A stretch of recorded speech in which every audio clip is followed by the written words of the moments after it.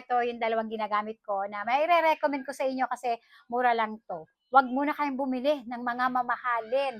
Kailangan muna nating mag-ipon. Eto, matibay na 'to, tatagal sa inyo at maganda ang quality. Unahin na natin ang mic. Eto ang tagal na nito sa akin.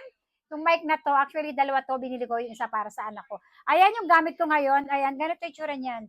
Ayan, gamit ko siya kaya wala siyang laman. Pwede ka naman bumili ng dalawahan nito. Mura lang 'to. And then etong phone stand na 'to, napakaganda and mura lang din 'to.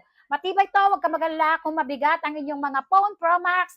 Kayang-kaya nitong dalhin kasi made of metal po ito.